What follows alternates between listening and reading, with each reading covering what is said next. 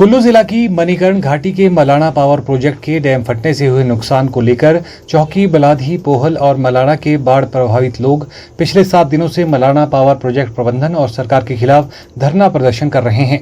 ऐसे में बाढ़ प्रभावित लोग अपने नुकसान की भरपाई को लेकर आंदोलन कर रहे हैं, लेकिन 7 दिन बीत जाने के बाद भी ना तो प्रशासन का कोई अधिकारी और ना तो सरकार का कोई नुमाइंदा और ना ही कंपनी प्रबंधन का कोई अधिकारी ग्रामीणों की सुध लेने के लिए पहुंचा है।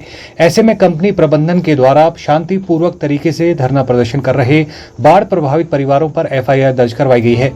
ऐसे में अब विपक्ष ने सरकार को चेतावनी देते हुए जल्द बाढ़ प्रभावित परिवारों की जायज मांगों को पूरा न करने पर आंदोलन की चेतावनी दी है। भाजपा के 2022 के प्रत्याशी युवा नेता नरोत्तम सिंह ठाकुर ने कहा कि बाढ़ प्रभावित परिवारों की समस्या का प्रशासन समाधान करे।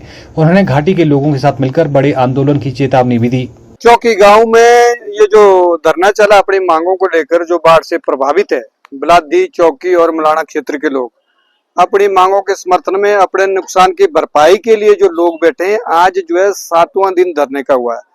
अभी तक ना तो सरकार की तरफ से कोई ऐसा प्रयास किया गया उनकी समस्याओं को हल करने का, और ना ही पावर प्रोजेक्ट कंपनियों की तरफ से किया गया है।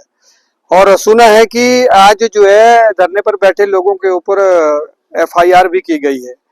तो मैं समझता हूँ कि ये बहुत ही बुरी बात है, लोकतंत्र की हत्या है।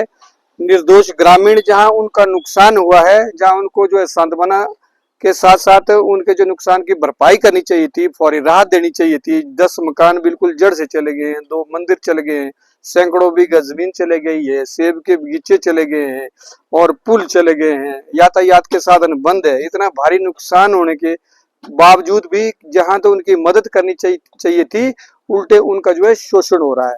अभी 7 दिन धरने पर बैठे हुए हैं। अभी तो ना कंपनी वाले रुचि दिखा रहे हैं, ना ही सरकार और प्रशासन की तरफ से कोई उचित कदम उठाया गया है। तो मुझे लग रहा है कि अगर ये स्थिति 1, 2, 3 दिन और रही तो हो सकता है कि पार्वती घाटी के सभी लोगों को उनके समर्थन में उतरना पड़ेगा।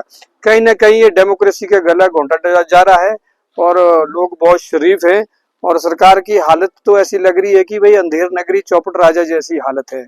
कहाँ पर क्या हो रहा है, सरकार बिल्कुल भी संवेदनशील नहीं है।